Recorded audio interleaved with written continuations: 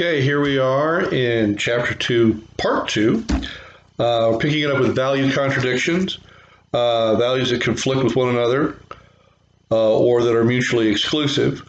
So we have a lot of that sort of thing in American culture where you're supposed to be compassionate, humanitarian, and think of others, yet at the same time be individualistic and only pursue your own profit goals. Now, keeping this straight will also probably be a bit of a challenge. Norms, sanctions, folkways, mores, and taboos. Okay, so norms, established rules of conduct, that which is considered appropriate by a culture and are considered the norm. Sanctions are imposed when you don't get this right and you do inappropriate behavior. Now, folkways are informal norms or everyday customs that may be violated without serious consequence. So, again, things like, what kind of food do you eat with your hands? That might vary from culture to culture and is a folkway. Then there are mores. These are strongly held beliefs, things that people think you shouldn't ever do, let's say. Though clearly there's a lot of give in that because, one of the ones that come up is, you shouldn't kill people. Oh, but wait a minute, no, you shouldn't kill people unless they're trying to kill you. Okay, but then you're okay. But other than that, you shouldn't kill people, unless in times of war. Okay, in times of war, unless they're trying to kill you. But other than that, you really shouldn't kill people. Well, unless they've killed somebody else, and then we should kill them. All right, well, unless clearly we, even with our strongly held mores, we have some give and go. Then there are taboos, things that we find, and in most cultures that have a really strong offensive character to it, like, let's say, incest or cannibalism. Though, again, the incest one, honestly, we need to talk about because clearly in different societies, that has been okay. Our gooey fascination with royalty in the modern age. Those are folks that have been pretty much dating within a very shallow gene pool for a very long time, going all the way back to the Egyptian time where Pharaoh, because he was a god, could only marry or be with another god, which would be his sister.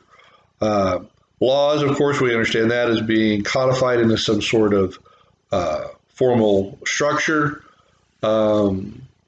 Then we move on to something called cultural lag. Now, this is sort of important for us to understand today because our culture moves so quickly. Cultural lag generally is where, let's say, a new technology enters the culture and there isn't an appropriate response yet from the dominant culture. And there's this lag between what society thinks and what the institutions are going to react to. So, examples might be when we first had the pill here in the United States, there's this huge debate about whether it should be available only for married people. But while this huge debate was going on, a little organization named the FDA approved it, and then suddenly anybody could get it with the doctor, just a regular doctor's approval, didn't have to be married or anything. And people were, very upset by how quickly that came in and, there was going to be all of this sex just for fun, and a lot of people were very surprised to find out that sex was fun. So we go over here to subcultures and countercultures. Now here is something that definitely has to be in your notes. Dr. Turley disagrees with your book. They list the Amish as being a subculture. Now, a better example to me of a subculture would be, let's say, if you've ever been to San Francisco or New York, they have areas called Chinatowns, which generally is an area of Asian immigrants, not always from China, in which they're trying to hold on to their own cultural identity. They're not trying to change society or start some revolution. They're just trying to keep their unique way of living together. Now, the Amish, you go, oh, well, the Amish are like that. The Amish really don't like us. They really think the way we live is wrong and that the way we do things in dominant culture is wrong. So to me, that makes them a little bit closer to a counterculture. Countercultures are like, let's say, communes or biker gangs, groups of people that really feel that the way the dominant culture is living their life is wrong and should be fought against. There's a discussion of cultural shock. If you've ever traveled, in fact, actually one of a great experience, I think, for people to have is to experience culture shock, in which you enter a new culture and it doesn't work the way you're expecting it to. And then you feel this culture shock about expecting something to work one way and then having it work completely different, and accepting that you're in somebody else's cultural backyard at that point.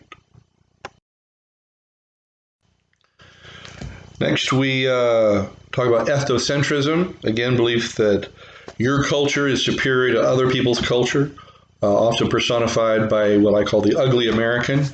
Almost every time I've traveled any extensive time, there's always been an example of this. Somebody coming to a new country to see what that country has and then constantly berating it or saying things like, well, I sure wouldn't want to live here.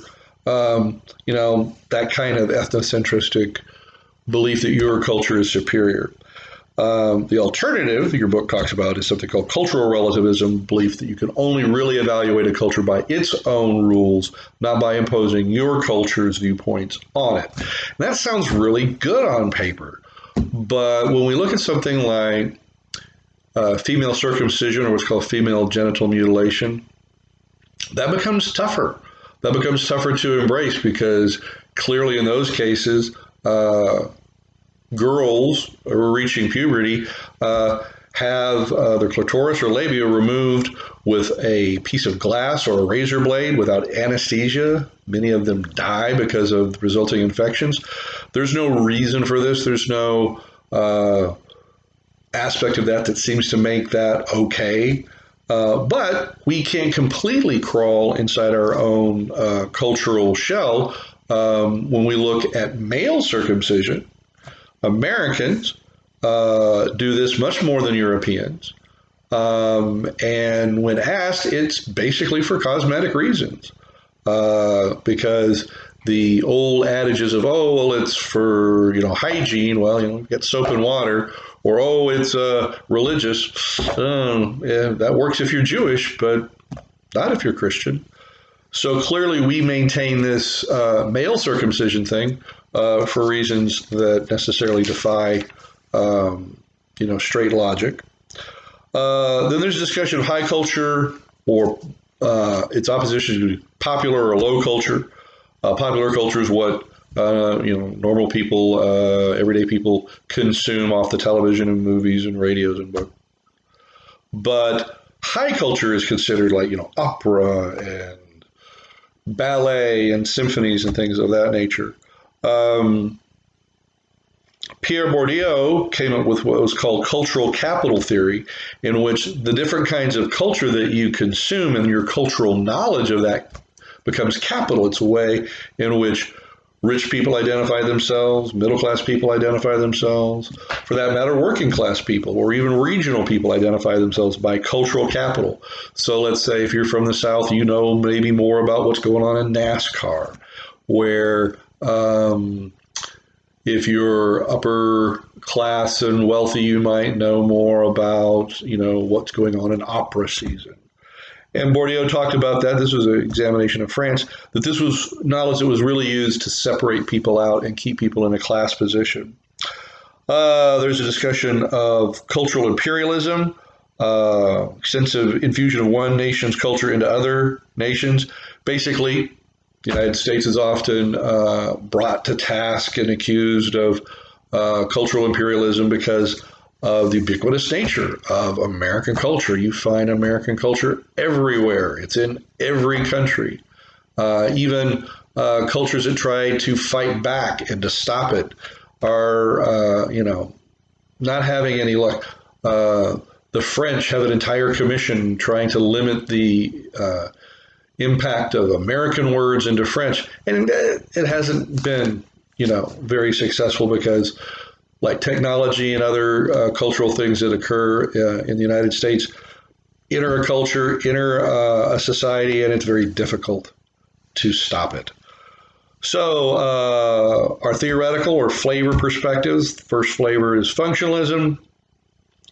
Molinowski's discussed about biological, instrumental, and integrative needs of a society. Conflict perspective talks about how the ideas of the ruling class are wound in and baked into the culture of the day, reifying it, making it constant. And I would point out that, as we'll talk about later, the class that you had in your Texas high school about economics, you had to take that class. Chances are you probably didn't spend much time with socialism or communism. Yet it's going to be hard pressed for any of us to point to an article of clothing that we're wearing and not think to ourselves, hey, that was made in China. So clearly, despite the whole idea that Karl Marx and socialism is dead, geez, the Chinese seem to have not gotten that update. So in our world, we try to keep pushing capitalism. My guess is in China, they do the very same thing, only with socialism.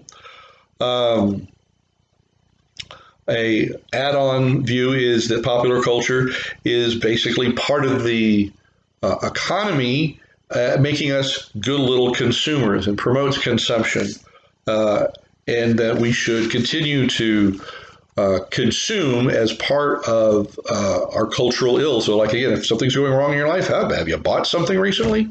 You should go out and buy something; it'll make you feel better. And the fact is that it does perpetuate social inequalities by making, the rich being richer okay. Symbolic interactionist and Simmel talk about how money becomes a controlling element in our culture. Your worth as an individual isn't based on what you achieve, it's by how much money you might earn, and that this becomes this sort of extra element of our culture where money is sort of an in and of itself. All right, that brings us to the end of chapter 2.